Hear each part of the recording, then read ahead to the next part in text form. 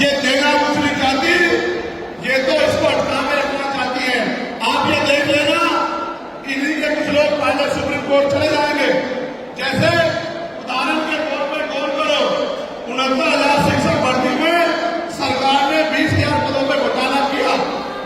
हम लोगों ने आंदोलन किया तो सरकार ने 6,899 की लिस्ट जारी की। फिर अपने लोगों को हाईकोर्ट भेज के उस पर रोक लगवा दी।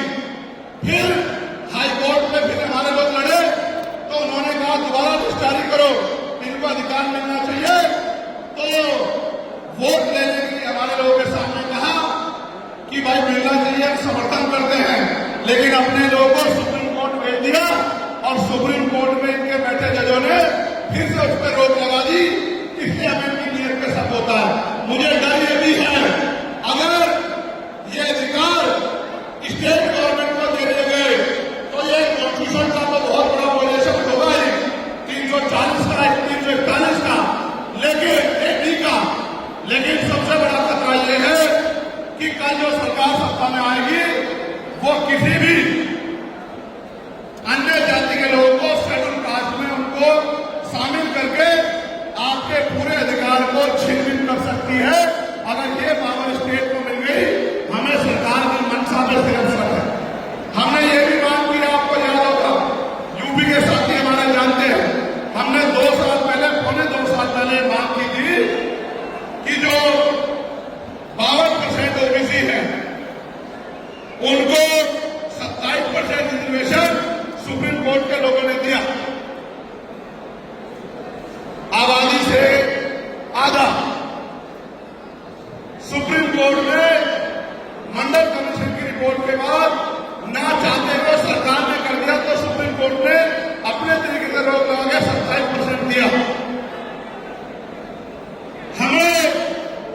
हमने मांग की पौने 2 साल पहले यूपी में गोरखपुर में पीसी करके कि ओबीसी की आबादी तो 52% ही है, तो 15%, 27% से अलग 15% आरक्षण की व्यवस्था अलग से अति पिछड़ी जातियों को करानी चाहिए। मांग हमने पौने 2 साल पहले उत्तर प्रदेश में उठाई। उसके बाद उसी दिन हमने मांग उठाई कि हमें न्याय चरित्र है। हम बाबा साहब अम्बेडकर को माननीय काशीराम साहब को अपना नेता मानते हैं, हम ज्योतिबा फुले साहू महाराज को अपना नेता मानते हैं। हमने मांग उठाई थी, हम मामला राजशेखर और सब छोटू राम को अपना नेता मानते हैं, हम चौधरी महाराज सिंह भारती को अपना नेता मानते हैं, हम कुलदीप सिंह गुजर को अपना नेता मानते हैं। हमने मांग उठाई थी कि भाई हमारी आबादी बढ़ रही है। 2011 के बाद जनगणना नहीं हुई और जो जनगणना हुई उसके आंकड़े जारी नहीं हुए। इसलिए हम लोग मांग करते हैं कि जिन जातियों को अवसर नहीं मिले, पहले तो उनको तैयार किया जाए और फिर उनको 5% अतिरिक्त आरक्षण शेड्यूल कास्ट में 15% अतिरिक्त देकर उनको मुख्य धारा में लाया जाए। जब हम 2 साल पहले इसकी मांग कर रहे हैं तो हम जीएसटी के भाइयों के विरोधी कैसे हो सकते हैं? तब तो आंदोलन भी चला रहे थे, हम तो आंदोलन चला कर मांग कर रहे थे कि मिलना चाहिए।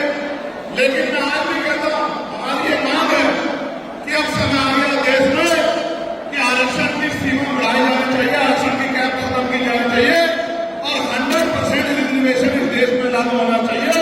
जिसकी जितनी संख्या वाली उसकी उतनी हिस्सेदारी का लाभ उनको मिलना चाहिए। फिर कह रहा हूं जातिगत जनगणना